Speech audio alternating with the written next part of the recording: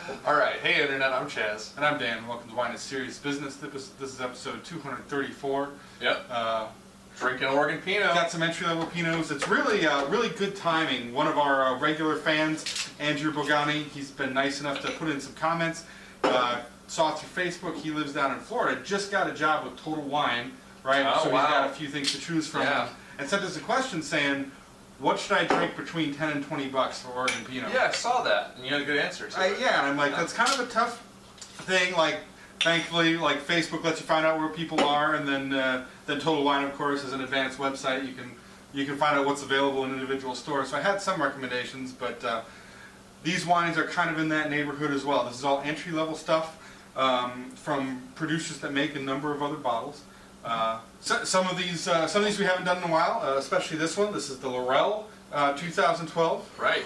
We really enjoyed this in 2008, I think. Does that sound right to you? It's been a while, yeah. Yeah, it's been a while. Okay. Yeah, it's my Friday, right? It's been a while. I haven't my been. My girlfriend's Friday. I haven't been so excited about it in years past, but it's. I think one of the true things about good vintages is that the entry-level bottles, the quality definitely rises. Absolutely, yeah, and especially in years where the fruit is really good. Like I heard a lot of producers in 2012 said their fruit came in just looking beautiful, right? Like pristine fruit across the board. 2008 was another one I think that was very similar and really provided a lot of great entry-level wines. So yeah, we saw the same thing. So yeah, this is just a Willamette Valley bottling. Who makes this? J. Albin. It's his second label, and Yeah. I guess I don't know. My guess is that there's purchased fruit involved at this price point. Probably, yeah. Yeah, Willamette Valley designate. This is coming solidly under $20. Nice. So yeah, so $15 to $16. Yeah, around that. Wow, smells nice. This smells wonderful. Big fruit bomb. I mean, like there's a lot of fruit, but it's all fresh berries, fresh raspberries, fresh strawberries, and just a big bouquet of them. Right. I'm getting some leather and some brown earth on here too. This is good complexity, a little touch of heat, but that's all right. It's big wine. Yeah. A little bit does stick out on the nose, but man, if you want fruit, it's got it. Yeah. Chaz wine. Me and Jay Miller, we get along. All right. Wow, that's. A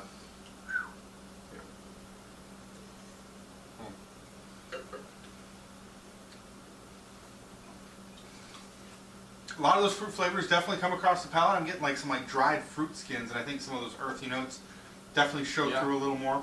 Dry cherries, maybe some dry like cranberries. Like Oh, totally. Yeah. I mean the acidity persists. There is definitely some heat on the mid palate and finish. That's felt. Yeah. But I mean good fruit. Yeah. Tannins bulk up a little bit in the back end too.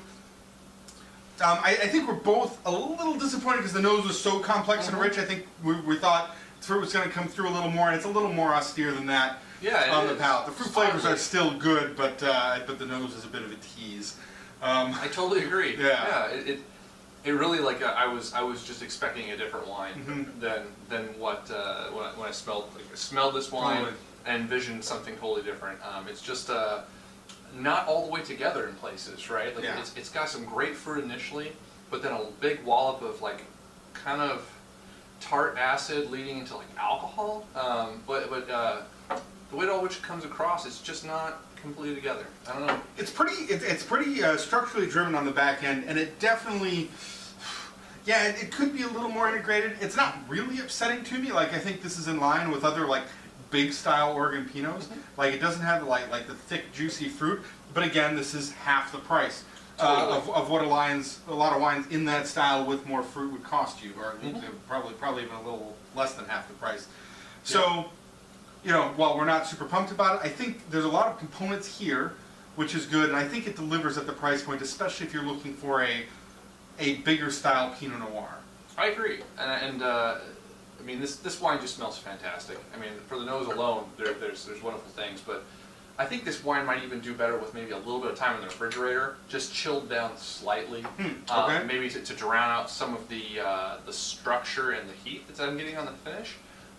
but still an enjoyable wine. 83 plus, 84 points for me. And yeah, and I normally don't talk about aging with these entry-level bottles, but I bet another 6 months will do this a favor as well. I agree. I think a little more integration will really help things out. Yeah, 83 points for me too. And if this were, if this were $36, I'd be giving it a pass. This isn't what I'd be happy with, but I think for like sub 20, right, a 15, 16 neighborhood, Right. I think it delivers. I would purchase it honestly at that price point. If that was what was on the shelf and it was a bunch of other things I didn't know about, I would buy this. And or like a glass pour, like you were just talking. You had a pasta dish tonight. Shout out to the guys at Faust Piece. Yep, Farewell. Thanks for all the great things you guys have done down just there. Just had dinner there an hour ago. Yeah, so. Gonna miss that restaurant. But we're talking about like the wild boar and pasta, like a little bit bigger wine like this. I think could. I think, possibly. I'd order something like that. I was drinking a Syrah with it. Yeah. Okay. Good. Yeah. Nice. So, but yeah. So. Yeah. Good wine at the price point. Good wine for the price. Next up is Raptor Ridge. I'm happy to be trying stuff from them again. It's been a while. Right? Yeah, I feel a little guilty about that. I actually been meaning to like try more of their wines because I had good experiences. But getting around to some here. This is the 2012 Willamette Valley, their entry level. Just Oregon Pinot Noir? Yeah, this is definitely this is a bit over 20. We're talking maybe like 24 bucks here. Roughly, of course, always depends on where you pick it up, 24, 25. Right. So, but yeah, you're edging towards that mid-20s price point, right? Yeah. Where there's a lot of competition at this price point. Yeah, and I think a pretty 24, substantial 26. quality jump from like 16 to 25. Right? Absolutely, Like, there should yeah, be. There always should be. Yeah. So this is a producer I really don't drink much wine from. Don't get a chance to. And I'm not too familiar. So I think a big part of it is that their winery is kind of located in a weird spot. It's like not in the tasting neighborhoods that we frequent, so we haven't visited them much. But I've had good experiences with the wines that I've had recently. And I know they've been making an effort to kind of get their wines out there more. So I'm excited. That's part of what I bought all these out of retail at Renaissance Wines. Shout out to Mike. Shout out to Mike. Yep. But picked these up all off the shelf because I was curious how they're tasting, and that's what I wanted to check out. Right on. Another one that smells nice, but darker fruited. Definitely not as like. The second that I opened the Lorelle, it was like explosive. It just smelled like fresh berries. This is a bit darker, a bit more reserved. Not as explosive. Little like asphalt in there, even like definitely some just like dark. Yeah, a little blacktop. Yeah, maybe. Yeah, a little plum skin, a little bit of darker character going on here. And maybe just a touch of like pie spice or like a pie cherry or something. It definitely a little darker, a little more reserved, but smells really good. Nice.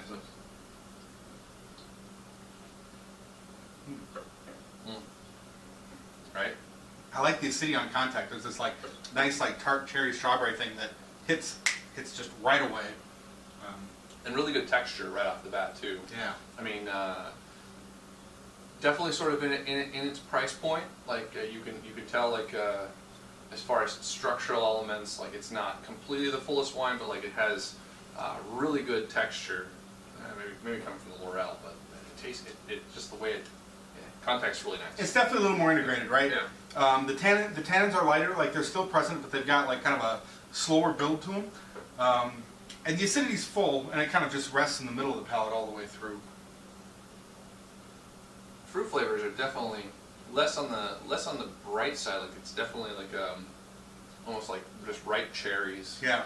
Ripe cherry skins. Like there's a good tannic quality as it finishes, but great acid, like you were saying, that extends all the way through the finish, and sort of this is quite delicious. Yeah, right. A little bit. Yeah, cherry skins for sure. A little bit of that fruit. A little bit of structure on the finish. This is on the firmer side too, but again, with 2012 being a warmer year, I guess that's not a huge surprise. No heat really. I mean, there's definitely maybe a little more body that could be provided by something with a little more alcohol. I did see this at 14.1, but not absolutely getting none of the no heat, none. And no loss of like palate or character, which happens with a lot of high alcohol wines. So This is not that. Yeah, so darker flavors, but the acidity keeps them gentle on the palate, right? It doesn't have a heavy feel to it, despite the dark flavor. Not terribly complex, still pretty straightforward. Yeah. But nicely put together. 86 points for me. Again, at the price point, solid, enjoyable, pleasant. Yeah, I'd happily drink a glass of it any time. Agreed. I agree on the complexity note, but like the fruit flavors here are really nice, and the acidity and the way it kind of delineates through the finish really speak to me a little bit. I like I'm gonna go 87 plus on it, closer to 88. Nice. I really like this bottle of wine. It's nice. Yeah. Cool. Wine number 3. This is right in the middle price point wise. This is probably just under 20 bucks, just a hair, maybe a little over, depending on where you get it. This is the Witness Tree Chainsaw 2012. They've got a cool estate kind of down by Salem. Right by Evesham Wood.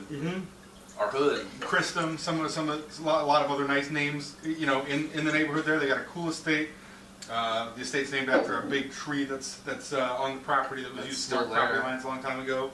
Yeah, cool place. So excited to try this. I see this on wine lists on glass pours from time to time, and I think I want to say I've seen it like out of the state a few places too, which cool. You know, definitely piques my interest. Right? One thing I will say that's really cool about Witness Tree is that if you go there and taste, in their tasting room they have a lot of library wine for sale. I've always noticed that, like if you can get stuff from like the early 2000s and sometimes even the late and mid 90s, right out of their tasting room, and we've had some of those wines and been really happy with them. So definitely a spot that's worth checking out if you're out tasting. Yeah, and it's beautiful, right? So.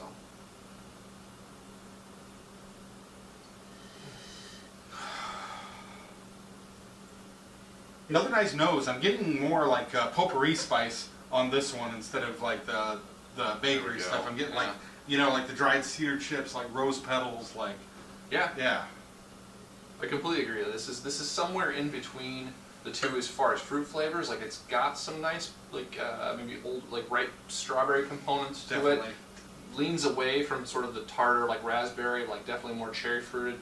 But there's like the dried roses, a little bit of the potpourri dish like Dan was talking about. It's almost a little perfumed on the nose.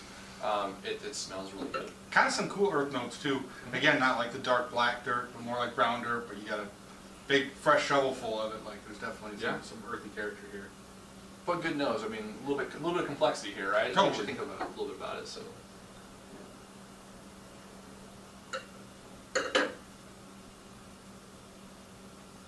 Again, really nice acidity on contact. Oh, cool. Really bright fruit flavors. I think some really like delicate strawberries show up right away, and then they last a long time on the palate. They kind of sit high on the sides and kind of frame the other stuff that's going on. Like to me, at least the way I perceive it is like tart, youthful strawberries.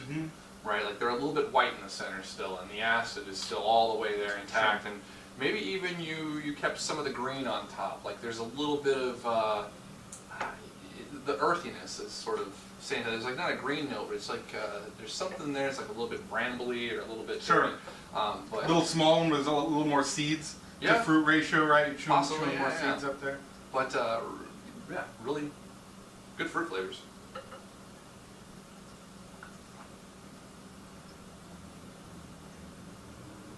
Yeah, those strawberries sit really well. I think that's pretty much all the fruit that I'm getting out of it. Again, not a ton of complexity. And the straightforward wine. I mean, what do you expect? It's $20 a bottle, totally. right? Little bit of tannic structure coming in late. A touch of bitterness. I'm kind of with you, right? Like you bite a little bit. There's a little bit of that stem on the top of the strawberry. Yeah, there's just it's a touch of bitterness or a touch of like over tartness, you know, or something. Yeah, and I'm kind of sensitive to that. It wouldn't take much more for it to kind of really put me off here, but it stays within that.